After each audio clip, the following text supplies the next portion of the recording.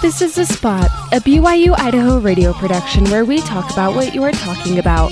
Today's hosts are Soraya Bosted, Natalie Lundquist, and Truman Burgess. The views and opinions of this podcast are not that of BYU-Idaho Radio or the university and are solely the opinions of the hosts. Welcome back to The Spot podcast. I'm your host, Natalie Lundquist, and once again, I'm here with my amazing co-host, Soraya Bosted. And we have a wonderful guest on today. Do you want to introduce yourself? Yeah. My name is Truman Burgess. I'm an English major here at BYU-Idaho. This is my last semester from Arizona and Virginia areas. And for this podcast, it is well known that I'm colorblind. Okay. Wonderful. Yeah, so for this episode, we thought it would be fun to talk about kind of the psychology behind color, how we view color. And so we thought it'd be super fun to have someone who doesn't view color in a typical way to join us and kind of get that other view of it. So I don't know if you had read the outline I made. I did not read the outline. Should I have read the outline? No, that's fine. You're fine. I know I did some research. And so to start off with color psychology and the definition of it, it's the study of how colors affect your behavior, mood, and impression on others. And so I found quite a few things that I think are actually really cool. Some of it is like how they use color psychology with therapy, modern research on how certain colors are used just in everyday life, and then how color psychology is used in marketing and politics, which I never thought about, but it totally makes sense. Yeah. So the first thing with color psychology with therapy, which I think is really interesting, it says red is used to stimulate the body and mind and to increase circulation. Yellow is thought to stimulate the nerves and purify the body. Orange is used to heal the lungs and to increase energy levels. Blue is believed to soothe illnesses and treat pain. And indigo shades are thought to alleviate skin problems. I knew about blue. I didn't know the rest of them. What was red again? I think I knew about red. Red is to stimulate the body and mind and to increase circulation. Yeah, okay. I think I knew about red. But I didn't know about... Well, I knew, like, you associate certain colors with certain emotions, right, obviously. Yeah. But, like, I didn't think about, like, the detailed explanations. And, like, indigo can help with skin problems. Like, it's not really something you would listen to or hear. Right. Or think about. Yeah. It is interesting. So I'm curious with those, how does that kind of go along with how you view color, Truman? Like, is that fairly accurate or? I mean, it's tricky. Some of those I just don't quite understand, like how indigo could cure skin problems or help with that. But in terms of moods and how an emotion can be triggered based on a color, for some of the colors I see, I assume they are the same as other people who aren't colorblind. And like one thing in marketing is the color red is often used to evoke hunger. That's why red and yellow. Interesting. For instance, McDonald's logo is a very good version of that, compared to, say, a bright blue logo doesn't generally evoke that kind of hunger. It's like Carl's Jr. is a good example as well. And for those things, like subliminally, I think that still applies to me. And when I do think of something like blue, it's relaxing, soothing. Something orange is definitely invigorating. But I'm not quite sure that's based in the color itself or just my experiences with that color. I know other countries and other cultures, colors mean something different to them, specifically in art. And so it gets a little bit more subjective. So, I mean, with my subjective eyeballs and my subjective culture, it's kind of hard to say, like, But for me, there definitely is definitely a correlation between color and emotion. I'm just not sure if it's the same as everyone else's. Okay. And then I know that there's, like, different types of color blindness. I'm not super educated on it, but with you, like, what type of colorblind would you Yeah, put so yourself in? there are a few different kinds. For me, I do forget the names because they're, of course, fairly medical terminology. Right. But an easy way to understand it and how I end up explaining it, I rock climb a Mhm. lot, and it's an actual handicap there because they designate the different routes based on the color of the handholds. Okay. And so I end up talking about being colorblind like every day. But the way I explain it is basically I just have less parts in my eyes I have less components to process color, and so I see less colors than an average person. Okay. What this means for me is I don't see black and white. I see colors, but less of them. So depending on the shade of the color, they will look like the same. And so generally, I get blue and purple generally will look identical to each other. Okay. Green and brown, red and green and brown. But if it's like a bright green, it will look yellow. What people call a mustard yellow, brown. And then Interesting. depending on the saturation of a color, for instance, pink, if it's really unsaturated, it will immediately look gray. Light Okay. blue and pink, if it's kind of like a lighter pink, those two, I can't tell the difference. Like one time, there was this girl, right, and I knew she had blue eyes, and she was wearing this like bright blue shirt, and I was like, wow, that shirt really matches your eyes. And she's like, this shirt's bright pink. And I was like, oh, yeah. Oh my gosh. But I thought it was blue, you know? Yeah. And so, Yikes. so that's kind of how it works. I just get mixed up, and sometimes it's a little embarrassing generally when it comes to girls. In fact, I was in an elevator, 4 days ago, and this girl comes in, beautiful Nike shoes, okay, just white with the bright red swoosh on the side. And I said, man, I love that red accent on the white there. And she looked at me like I was a fool. She just goes, this is green. Oh, no. And I was like, colorblind. It was the most awkward elevator from then on. She didn't say anything. But yeah, that's the everyday life sort of thing going on there. Interesting. I've always been curious. I've always wondered this when it comes to colorblind people. With especially with the red green, how with traffic lights, do you just with the top and bottom or Yeah. And the Okay. very bottom, the green, tends to be brighter than the others. And I can Okay. tell the difference between the bottom green on a new stoplight from the other two, but the other two look identical. Okay. If it's an older stoplight, they all look the same. And I run into trouble with this a lot when I'm in smaller towns, like where my dad lives in Virginia, because they'll often have that one stoplight for a four-way stop. And sometimes I'm not sure if it's be careful. I can't tell if it's one of those One of the hazard lights or versus if a it's stop. actually stop. And so if I'm with someone in Okay. the car, I always have to ask, what color is that? What color is that? And I've gotten into some problems before. I've ran quite a few red lights before because of this thing. If the sun is shining on the stoplight, that changes how I see the color.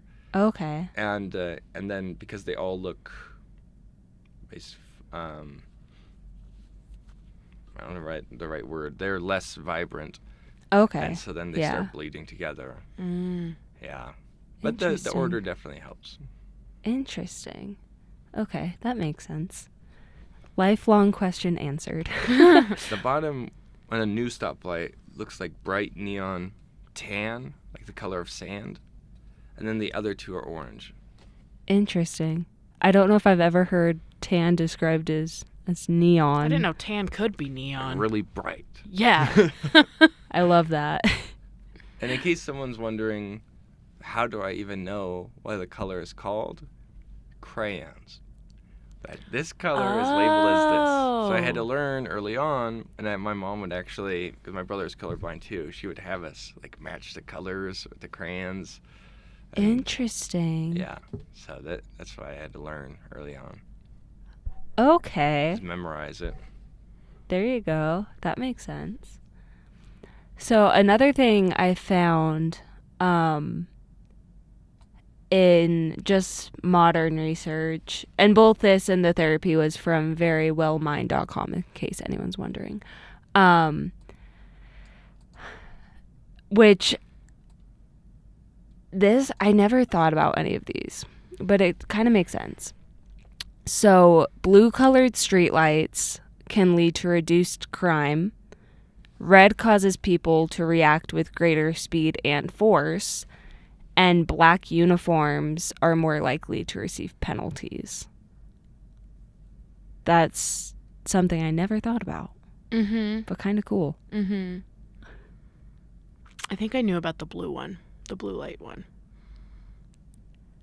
I didn't, but it makes sense. I think because on other college campuses, bigger ones than ours, and not as safe as ours. Right, yeah. I know that they have like blue lights throughout campus with telephones on them that are like direct lines to like campus security. We have one of those. We do? It's up by the STC. Okay, so we have one. But like stuff like that, and they have like a blue light to like let you know. Okay. I don't know why that would associate with less crime, but it's associated with like campus security or just security in general. I used to live in inner city Baltimore. It's like the worst place ever. Gotham City. Tons of crime. But they have and I think other cities have this too, they call it the blue light district. And that's where they have those bright blue lights, and that's generally where there's a lot of crime. So I don't know what the association or correlation is with that, but you don't want to go there. This research is wrong. Maybe that's why it's less crime. But there you go. Something I was going with like marketing and politics. I found this research on helpscout.com in case anyone wants to go do their own research. They have this thing called the 5 dimensions of brand personality, which is actually kind of cool that they do this. And so in marketing and politics, blues are supposed to be more like sincerity, where it's like down to earth, honest, wholesome, and cheerful. Reds mean excitement. So like daring, spirited, imaginative, and up to date. Greens is competence, which is reliable, intelligent, and successful. Purples is sophistication, which is like upper class and charming. And yellows is supposed to be ruggedness, which is like outdoorsy and tough. Which yellow doesn't make sense to me at all.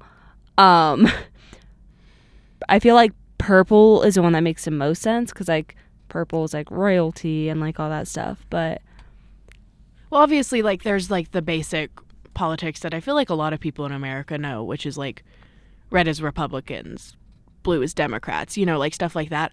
But it's really interesting when you go like deeper and like into like individual signs that politicians use, because most politicians only use blue or white as their background with like red accents, because red is like a whole color block. It's not very pretty to look at. Right. Like it kind of hurts your eyes to look at as like a whole color block. So I don't know. It's just interesting to see what people will use for politics and stuff. For men, I think it's really interesting in politics to look at the color of their ties. Like President Trump, classic bright red tie, power, Republican. Right. And if you pay attention to, say, in the Democratic debates, almost every tie was blue. Very rarely was there a red one. I don't know how it is with current President Biden. I haven't been paying attention to his tie, but yeah, that's. I'm curious now. Maybe just because I wear ties. Yeah. I'm like, what tie is that? But okay, I'm curious. This is totally random, and I didn't plan to ask this, but I'm curious now. What are your guys' favorite colors? My favorite color is navy blue. Why? Just like it. Okay. It could also be my family. I grew up being a huge Chicago Bears fan, and their colors are orange and navy blue. So kind of like my whole life, it was kind of put on me navy blue was a good color. Gotcha. So I love navy blue. Gotcha. But if we want to go like way back to childhood, like the color I was assigned as a kid by my mother for like all my stuff to be was yellow. Really? All my baby blankets are yellow. Interesting. When we got the plastic multicolored plates, I got the yellow ones. Like yellow was my assigned color as a kid. Interesting. Yeah. What about you, Truman? This is another question that tends to come up, because people are like, well, if you can't see that many colors, how do you know what your favorite color is? And My answer is a little artsy. Yeah, but basically I just associate it with the thing that's color it is, if that makes sense. So I would say 2 that come to mind is if you have a really hot campfire and at the inner, like very inner part of the campfire with the coals after they've been burning and they're really hot. I'm not sure if it's red or orange or whatever that color is in there, but it's a captivating, enthralling, glowing color. And so I like that color a lot. I don't really know where else I've seen that kind of color. And then the other one is a certain shade of blue in a sky when it's just like a deep blue sky contrasted with like perfect white tough clouds. That color, that combination, both of those are emotionally pleasing. Whereas if I'm saying like favorite color to wear, clearly like it's like black. I love that though. That was like so much deeper than I thought your guys' answers would be. Yeah, I have 2 favorite colors. Well, so my favorite color, like all of high school to like mid-college, was always black, consistently. And then like junior year of college hit, and I'm like, I really like the color yellow. And so now it's black and yellow. And so it's like just the 2 opposite sides of the spectrum, but it's fine. But then, the color that my mom assigned me was blue. So something else I'm curious about, I feel like there's always a huge debate, especially in grade school, about which school subject equates to which color. So like when you have like your folders and your notebooks, like which school subject did you assign to which color? Wow. So I know that I did when I got older, but when I was younger, I did not care. Simply also because my family was operating under the you're using this notebook. I don't care if it's the wrong color. And like I never thought about it. I just took whatever notebook my mom bought. Right. And I used it because I wasn't going to be picky about it. It was a freaking notebook and my mom had to buy me some more school supplies and stuff. As I got older, I know for a fact I put darker colors with math. Okay. Because I did not like math. So Fair. I did not want to read math on my notebook. Science, we started using composition notebooks when I started caring about colors and stuff. So I couldn't really assign a color to my composition notebooks. It was black and white. Right. We didn't buy the fancy colored ones. We got black and white, colorful ones. And then English, I always did some variation of like purple. And I don't know why. Really? I don't know. I didn't really care. I'm going to be honest about colors with my subjects. I just used whatever notebook was in the school supplies box. There you go. What about you, Truman? You know, my first reaction is like, oh, yeah, I didn't care. And then when I actually thought about it just now, I was like, wait a second. There's consistency here. Yeah. I would only have 3 folders, and they were distinct, red, yellow, and blue. I could tell all the difference. Right. Red was always math, when I consider it. Red was always math.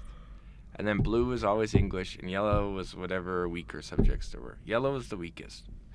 Like, put in the random flyers, whatever. Okay. But it was blue and red were the ones I used consistently, and yellow was the forgotten runt. Interesting. Okay. Yeah, I know when I was growing up, my mom would always buy like multiple of each colors because, I mean, she had 4 kids.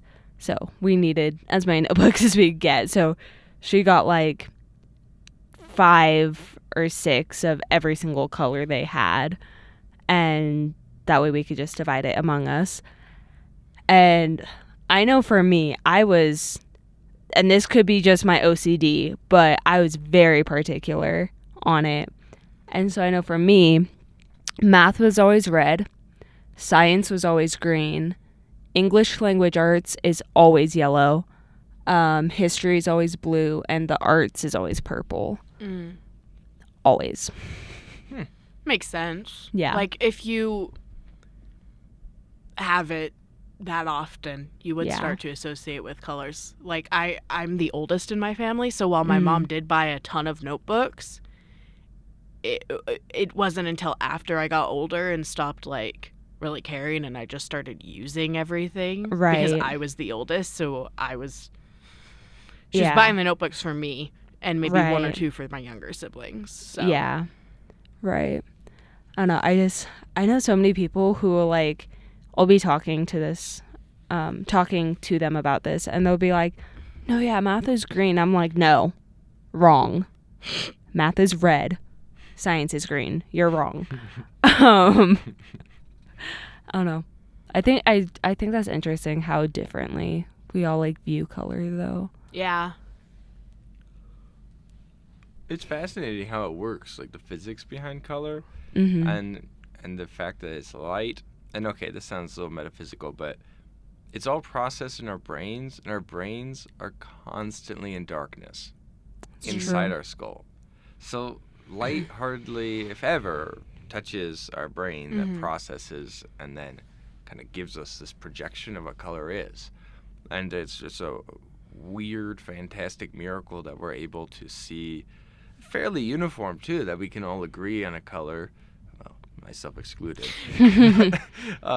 despite our processor being in this weird pitch black vacuum.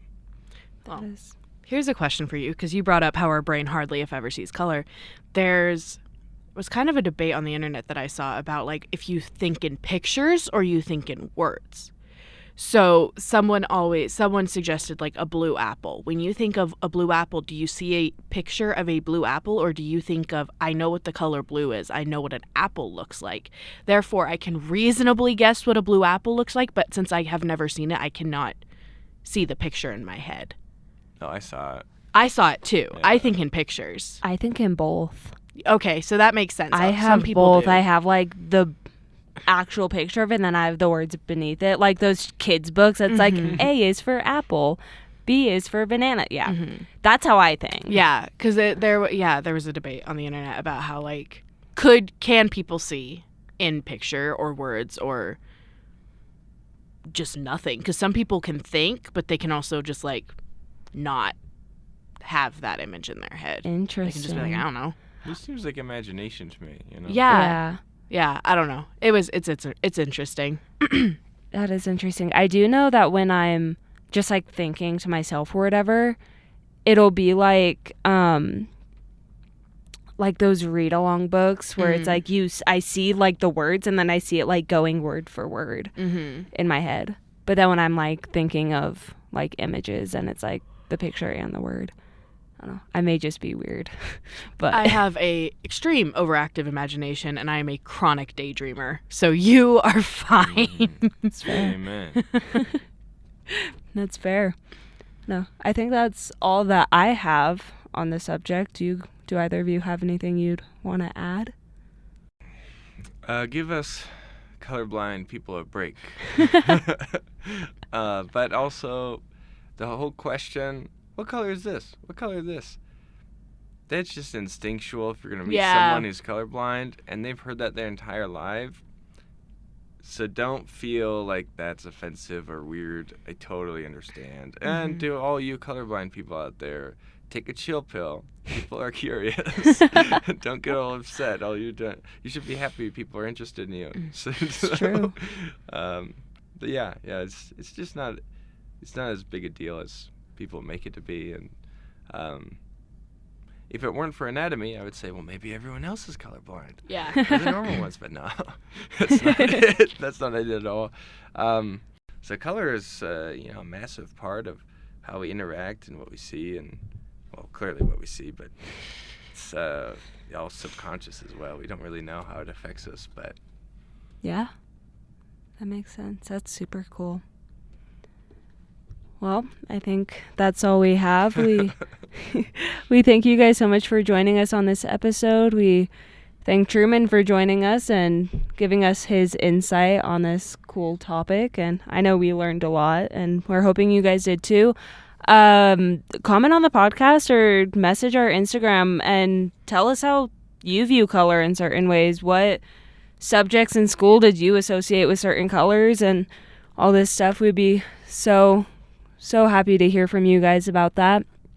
For this week's positive quote, it's by S.C. Laurie, and it says, "Just for the record, darling, not all positive change feels positive in the beginning." Keep that in mind as you're going through your week, and we hope you have a fantastic week, and we will see you next time. Bye!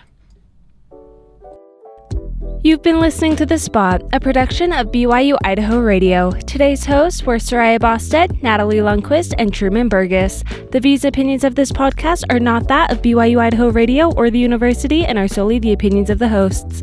This episode was edited by Natalie Lundquist. Producers were the hosts with supervision by Brandon Isle. Our theme music is Finding Happiness by DJ Quads and The Perpetual Ticking of Time by Artificial Music. To listen to more episodes of The Spot, like and follow us on social media or visit our website, byui.edu/radio, and click podcasts. Be sure to subscribe to the BYU-Idaho Radio podcast on Apple Podcasts, Google Podcasts, Spotify, SoundCloud, or wherever you get podcasts. And also leave a review of the show and leave a comment on what we should talk about next.